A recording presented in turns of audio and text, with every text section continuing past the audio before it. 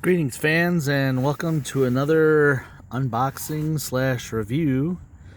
This is one of the few rare times where I'm actually going to do figures because there are so many better figure reviewers than me, but I like to give you guys my honest opinions on stuff, especially if it hasn't been reviewed a couple hundred times.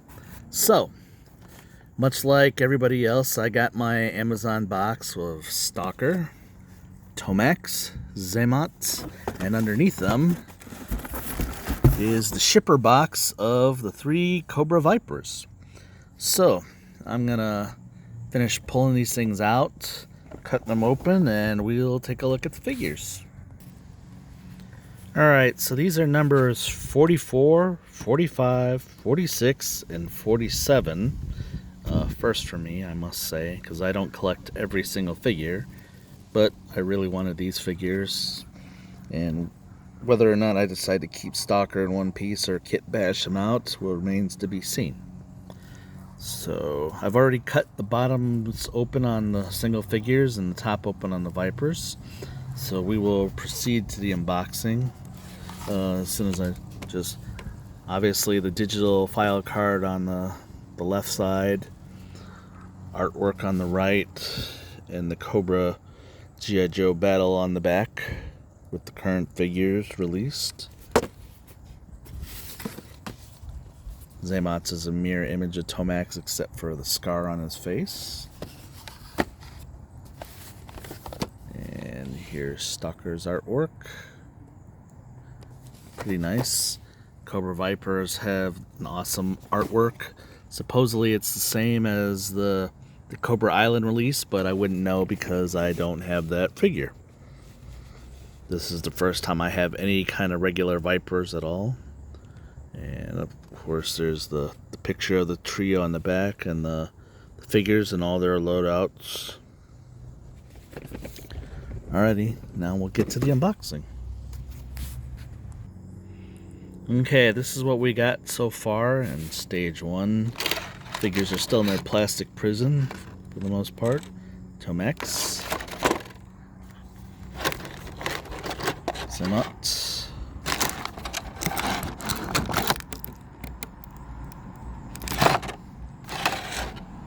Stalker, and the Vipers in their plastic-free prison. Oh joy. Oh, and the box with their weapons and accessories. Alright, this is what you get from the twins and Stalker. The twins each have an MP5, 2 knives, the removable magazine for the MP5, and a removable suppressor. And like I said, obviously since they're twins, they have the same accessories, just you place them in different parts, which I'll show off in just a moment. Stalker has I'm just going to call it a shroud for right now. Neckerchief, whatever you want to call it. Backpack, 45 with an extended magazine, a knife, 2 magazines for his various weapons, beret, and I have no idea what that little piece is yet that's next to the barrel of the bigger machine gun. Just to note that this machine gun is basically the one that Stalker and Duke had when they were first released. Very similar.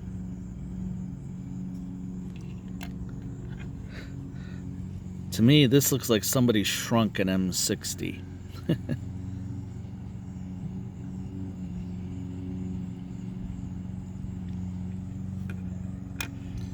Alrighty, I'm going to dress them up for you guys. Alright, so after the miracle of time, here are the figures all docked up for now.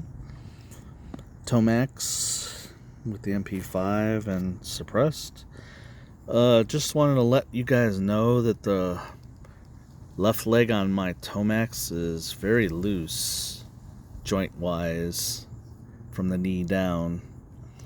Keep an eye on that when you get yours. The right leg is fine, very firm, but I mean, look at this. Just moves about with the greatest of ease, where this one kind of ratchets and stays in place. So keep an eye on that. Xamot does not have that issue at all for some reason, thankfully. And I don't know if... Okay, there you go. Again, he has all the same accessories as his twin. Stalker, meanwhile, is fully dressed. The item in question that I wasn't sure about is actually the box magazine for the saw.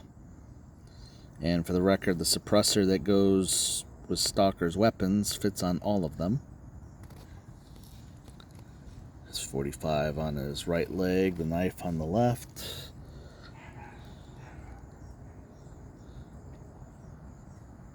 The magazine for the submachine gun, or machine gun, whichever way you want to call it. Not sure what, I have to look up what weapon that actually is supposed to be.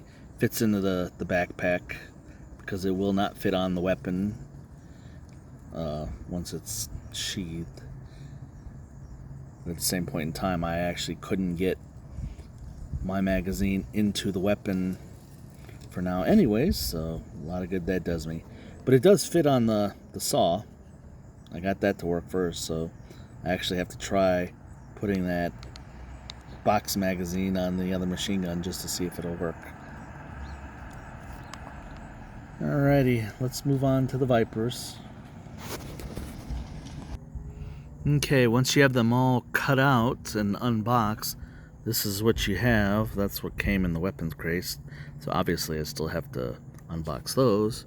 But you have two Viper Troopers and a Viper Officer. And the one thing I do know, even though I don't have an original one, is that the colors are very subdued.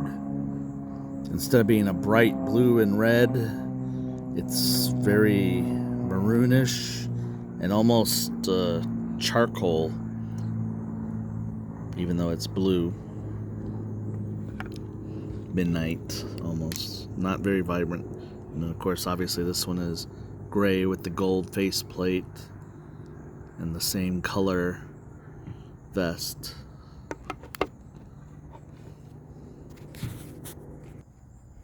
Alrighty, here they are now with all their equipment next to each other. They each have a backpack, and you can tell the officer pack from the standard trooper because it's colored gray like he is. They each have a sidearm, goggles. It's a suppressor for one of the weapons.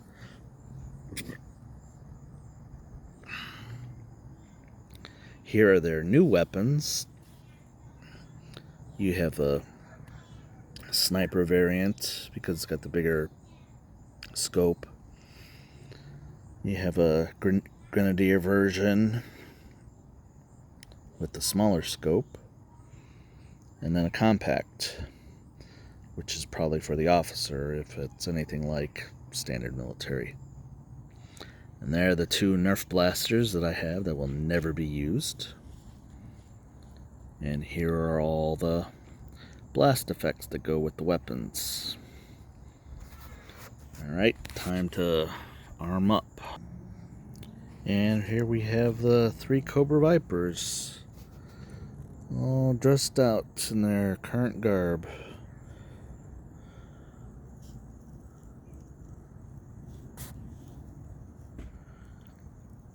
But I'm going to tell you right now, they're not going to stay like this. Even though these weapons are decent and much better than the Nerf ones, I think I can do a little bit better.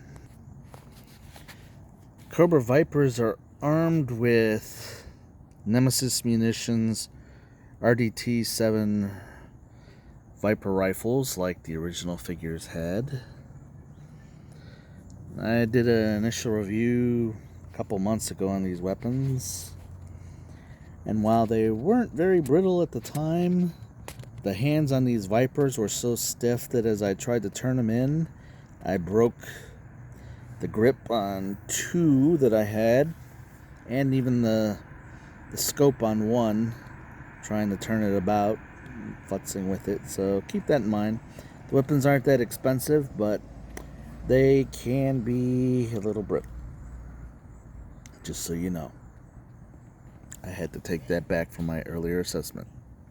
They're still good for the price, though.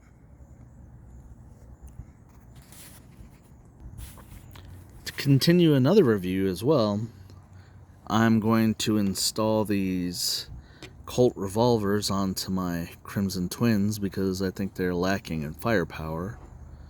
Also, I've decided to trade out their MP5s for Tech 9s provided by Valor vs. Action Force.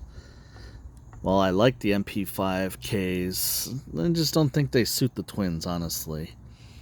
The Tech 9s look better, smaller, and more suited for somebody like the Acrobatic Twins. Also, I thought I'd compare a Valaverse MP5K to the Hasbro one. If you can see, the Hasbro one, despite the suppressor, is considerably larger than the Valaverse one. The front sights line up with the front hand grip. Of course, Hasbro's, while this is pretty sturdy, is definitely, if you were to try to bend the Valaverse one, there's no give on this thing. Can you hear that difference? Solid, ABS, PVS, I believe. For the record, I just tried putting the suppressor from this MP5K onto this one and it didn't fit. Some of the blast effects do fit between Hasbro and Valaverse. My Desert Eagle from Valaverse can take the smoke effect, but not that suppressor. And here are my Crimson Twins, armed with their new Gridiron Colts.